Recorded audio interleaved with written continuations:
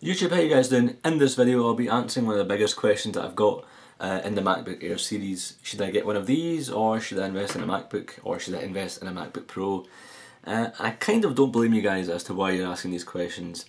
Now, you know, one of the reasons Apple failed back in the day was because they had too many products, and that's when Steve came in and he shelved them. He said, cut these, I don't want these, I want to make it simple for the end consumer, and so on. And that's, you know, partly the success for Apple.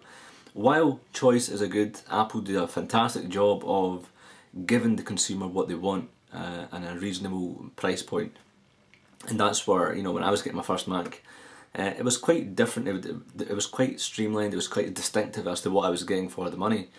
But what's happened now is they're kind of overlapping each other, even in terms of pricing, the specs. So, you know, the specs of the MacBook Air, the new ones, are kind of similar to the white polycarbonate. And again, they aren't. You know, this is much lightweight. I mean, I've got this in my hand here right now. Something which you can't do with a MacBook or a MacBook Pro. The MacBook white polycarbonate is the best selling MacBook, or at least according to statistics by Apple. Famous with students, and you know, if a student came up to me today and said, hey, which one should I get? I would recommend this one. No problem, lightweight, and being a student myself, I know how, you know, how light things need to be and how powerful they need to be, and this is where the MacBook steps up. 2GB is fine, Core 2 Duo. I did my entire master thesis on a MacBook Unibody, the first generation ones. So people saying this can't be used as a, you know, your primary machine, I don't believe that. That's totally wrong. Fantastic machine, this one. This is what kind of brings me to my next thing is, come the next update for the MacBooks and the MacBook Pros, which will most probably be in Q1 of next year, because they haven't been updated since April this year. So I'm thinking they're probably going to shelve one of the lines. It's either going to be the MacBook, but it's not going to be the best selling MacBook for obvious reasons. If they do that, then it's kind of stupid, it doesn't make any business sense.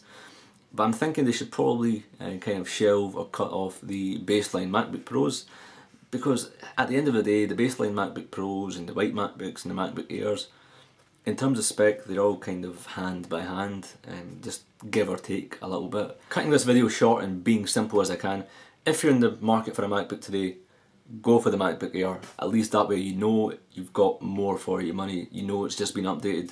Whereas if you go for the MacBook Pro, come now you'll be happy when you get it, but come January, February when the refreshes start to hit, then you will say, oh, why did I not just wait? But obviously, if you've just started university and you really need it now, go for it. You probably will be happy, you won't be that disappointed because you need it now.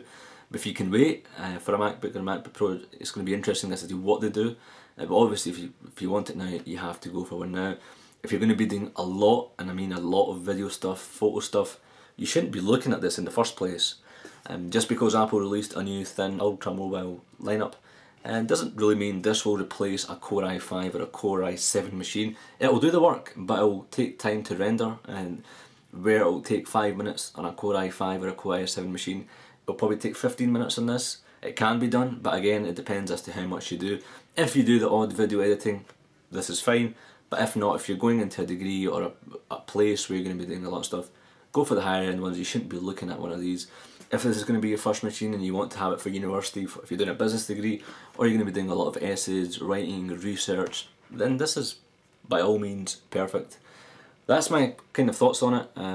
Fantastic machine, and I've done a lot of videos on them. If you click on the screen here, you can watch all the videos that I've done on this new MacBook Air series. Remember guys, you can join me on iGlaswegian.com, twitter.com/i6glasswegian. We've got a Facebook fan page, facebook.com/iGlaswegian.